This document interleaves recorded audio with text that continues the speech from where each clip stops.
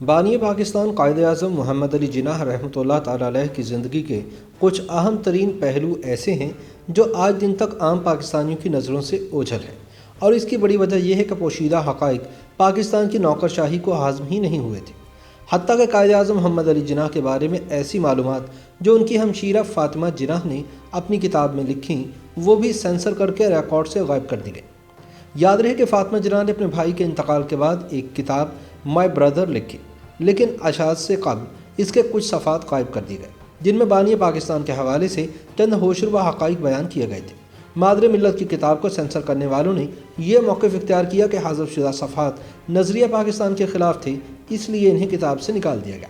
یہ ایک تلخ حقیقت ہے کہ پاک و ہند کی تاریخ نویسی ہمیشہ سے مستند ہونے کی بجائے متنازع رہی ہے۔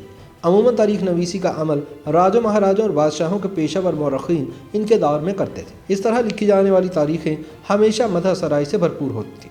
یہ تاریخیں عوامی تاریخیں نہیں ہوتی تھیں، بلکہ ان میں فقط حکمرانوں کی فتوحات، سخاوت اور نام نہاد کارناموں کا ذکر ہوتا تھا۔ دور قدیم میں اس طرح کی تاریخ نویسی کی وجہ بالکل واضح تھی کہ حکمران یہ سمجھتے تھے کہ ان کے تمام کارنامے عقل و فہم کا عالی شان نمونہ ہیں۔ لیکن یہ سلسلہ صرف دور قدیم تک محدود نہیں رہا، بلکہ دور جدید میں بھی حکمران ایسی تاریخیں اور سوانح عمریاں لکھواتے ہیں جس میں صرف ان کے کارناموں کا ہی ذکر ہوتا ہے۔ سابق فوجی عامر ایوب خان کے دور میں ایک ادیب نے ایک ناول لکھا اور چھپوانے کے لیے پبلشر کے پاس لے گیا، لیکن اسے سخت مایوسی کا شکار ہونا پڑا جب تمام پبلشرز نے انہیں بتایا کہ ان کا ادارہ صدر ایوب کی کتاب جس رزق سے آتی ہو پرواز میں کوتاہی، فرینڈز ناٹ ماسٹرز چھاپ رہے ہیں، اور ناول چھاپنے کے لیے ان کے پاس بالکل وقت نہیں ہے۔ بڑی کوششوں کے بعد انہوں نے ایک چھاپے خانے کے مالک کو کتاب چھاپنے کے لیے تیار کر لیا، لیکن پریس کے مالک نے شرط یہ رکھی کہ کاغذ کا بندوبست مصنف خود کرے۔ اب موصوف کاغذ کی تلاش میں نکلے تو کاغذ فروشوں کا جواب یہی تھا کہ کاغذ صدر ایوب کی کتاب کے لیے ہی دستیاب ہے، اس کے علاوہ کسی اور کتاب کے لیے ناپید ہے۔ بڑی مشکل سے انہوں نے کاغذ کا بندوبست بھی کر لیا اور یوں کتاب چھپ گئی۔ چھپنے کے بعد جب انہوں نے کتب فروشوں سے کتاب کی فروخت کے لیے رابطہ کیا تو ان کا جواب بھی یہی تھا کہ ان کی دکان اس وقت صرف صدر ایوب کی کتاب سے سجی ہوئی ہے اور وہی فروخت ہو رہی ہے، کسی اور کتاب کی فروخت کا سوال ہی پیدا نہیں ہوتا۔ موصوف مصنف نے مایوس ہو کر تمام کتابیں اپنے چھوٹے سے گھر میں رکھ دیں۔ ان کی بیگم نے کچھ عرصے تک تو کتابوں کے انبار کو برداشت کیا، لیکن کچھ ہی عرصے بعد روز مطالبہ کرنا شروع کر دیا۔ ایک تو گھر پہلے ہی چھوٹا سا ہے اور اس میں بھی آدھی جگہ کتابوں نے گھیر رکھی ہے۔ روز روز کے جھنجھٹ سے تنگ آ کر آخر حضرت کتابیں لے کر پرانی کتابوں کے بازار اور ریگل چوک پہنچے۔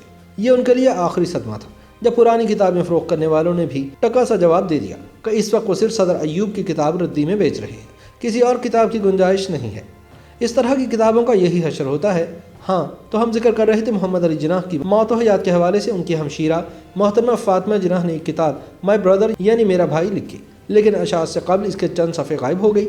یہ کارنامہ قائد اعظم اکیڈمی کے روح رواں کہلوانے والے شریف المجاہد مرحوم نے انجام دیا تھا۔ اس معاملے میں شریف المجاہد نے بتایا تھا کہ چونکہ وہ صفحات نظریہ پاکستان کے خلاف تھے، اس لیے کتاب سے حذف کر دیا گیا۔ ان صاحب کو بھی اپنے اس عمل پر کوئی تعصب اور شرمندگی نہیں تھی۔ جب انہیں بتایا گیا کہ وہ صفحات تو قدرت اللہ شہاب نے اپنی کتاب شہاب نامہ مطبوعہ سن 1988 میں چھاپ دیے ہیں، تو کہنے لگے کہ مادر ملت کی کتاب کا مواد حذف کروانے میں تو قدرت اللہ شہاب نے بنیادی کردار ادا کیا تھا۔ آئیے اب ان حذف شدہ صفحات پر نظر ڈالتے ہیں۔ مادر ملت کی کتاب میں بیان کردہ پہلا واقعہ جولائی سن 1948 کا ہے، جب قائد اعظم علالت کی وجہ سے علاج اور آرام کے لیے زیارت تشریف رکھتے تھے۔ محترمہ فاطمہ جناح نے لکھا کہ جولائی کے آخر میں ایک روز وزیر اعظم نوابزادہ لیاقت علی خان اور سیکرٹری جنرل مسٹر محمد علی اچانک زیارت پہنچ گئے۔ ان کے آنے سے پہلے کی کوئی اطلاع نہیں تھی۔ وزیر اعظم نے ڈاکٹر الہی بخش سے پوچھا کہ قائد اعظم کی صحت سے متعلق ان کی تشخیص کیا کہتی ہے۔ ڈاکٹر نے کہا کہ انہیں مس فاطمہ جناح نے یہاں بلایا ہے، اس لیے وہ اپنے مریض سے متعلق کوئی بات صرف اور صرف انہی کو بتا سکتے ہیں۔ نواب صاحب نے زور دیا کہ وزیر اعظم کی حیثیت سے میں قائد اعظم کی صحت سے متعلق متفکر ہوں۔ ڈاکٹر نے ادب سے جواب دیا، جی ہاں بے شک، لیکن میں اپنے مریض کی اجازت کے بغیر کچھ نہیں بتا سکتا۔ جب مس فاطمہ جناح نے قائد اعظم کو وزیر اعظم کی آمد کی اطلاع دی تو وہ مسکرائے اور فرمایا کہ تم جانتی ہو وہ کیوں آئے ہیں، وہ دیکھنا چاہتے ہیں کہ میری بیماری کتنی شدید ہے اور میں مزید کتنا عرصہ زندہ رہ سکتا ہوں۔ تم نیچے جاؤ اور پرائم منسٹر سے کہہ دو کہ میں انہیں ابھی ملوں گا۔ مس فاطمہ جناح نے کہا کہ اب کافی دیر ہو گئی ہے، کل صبح ان سے مل لیں۔ انہوں نے کہا نہیں، انہیں ابھی آنے دو اور بچشمے خود دیکھ لینے دو۔ وزیر اعظم آدھے گھنٹے کے قریب قائد اعظم کے پاس رہے۔ اس کے بعد جب مس فاطمہ جناح اندر گئی تو قائد اعظم بے حد تھکے ہوئے تھے۔ انہوں نے کچھ جوس مانگا اور پھر چودھری محمد علی کو اپنے پاس بلایا۔ سیکرٹری جنرل 15 منٹ تک قائد اعظم کے ساتھ رہے۔ اس کے بعد مس فاطمہ جناح دوبارہ قائد اعظم کے کمرے میں گئیں اور پوچھا کہ کیا وہ جوس یا کافی پینا پسند کریں گے۔ قائد اعظم نے جواب نہ دیا کیونکہ وہ کسی سوچ میں ماہر تھے۔ अब डिनर का वक्त आ गया था। कायद आज़म ने मिस फातिमा जिना से फरमाया, बेहतर है तुम नीचे चली जाओ और उनके साथ खाना खाओ।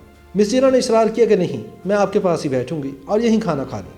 कायद आज़म ने कहा, नहीं, ये मुनासिब नहीं, वो यहाँ पर हमारे मेहमान हैं, जाओ और उनके साथ खाना खाओ। मिस फातिमा जिना लिखती हैं कि खाने की मेज़ पर उन्होंने वज़ीर आज़म को बड़े खुशगवार मूड में पाया। वो पुरमज़ाक बातें करते रहे, जबकि मिस फातिमा जिना का अपना दिल अपने भाई के लिए खौफ से कांप रहा था, जो ऊपर की मंजिल में बिस्तर अलालत पर अकेले पड़े थे।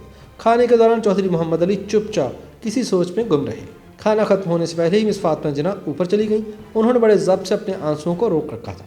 कायद आज़म उन्हें देखकर मुस्कुराए और फरमाया, फाती, तुम्हें हिम्मत से काम लेना चाहिए। इस वाक़े के 2-2.5 हफ्ते बाद 14 अगस्त को पाकिस्तान की आज़ादी की पहली सालगिरह आई। अपनी कमज़ोरी सेहत के बावजूद यौम पाकिस्तान पर कायद आज़म ने कौम के नाम बड़ा वल्वला अंगेज़ पैगाम जारी किया। मिस जिना ने अपने मुसव्वदे में लिखा कि यौम पाकिस्तान के चंद रोज़ बाद वज़ीर ख़ज़ाना मिस्टर ग़ुलाम मोहम्मद कायद आज़म से मिलने कोयटा आए। लंच के वक्त जब मिस फातिमा जिना इनके साथ अकेली बैठी थी तो मिस्टर ग़ुलाम मोहम्मद ने कहा कि मिस जिना, मैं एक बात आपको ज़रूर बताना चाहता हूँ। यौम पाकिस्तान पर कायद आज़म ने कौम के नाम जो पैगाम दिया था उसे खातिर खा अहमियत और तशहीर नहीं दी गई। इसके बरक्स वज़ीर आज़म लियाकत अली खान के पैगाम के पोस्टर छाप कर उन्हें न सिर्फ शहर शहर दीवारों पर चस्पा किया गया है, बल्कि हवाई जहाज़ के ज़रिए इसे बड़े बड़े शहरों पर फेंका भी गया है। मिस जिना ने यह बात खामोशी से सुन ली, क्योंकि उस वक्त उन्हें अपने भाई की फ़िक्र थी, पब्लिसिटी की नहीं।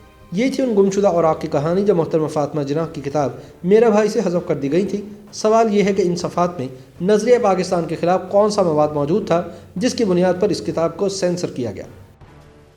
YouTube पर गूगली न्यूज देखने के लिए youtube.com की सर्च बार में गूगली न्यूज टीवी टाइप करें। गूगली न्यूज के पेज पर सुर्ख रंग के सब्सक्रिप्शन वाले बटन पर क्लिक करना ना भूलिए। YouTube पेज पर अपलोड होने वाली वीडियोस से बाखबर रहने के लिए बेल आइकन पर क्लिक कीजिए। आपको हर नई वीडियो के बारे में नोटिफिकेशन मौसूल हो जाएगा।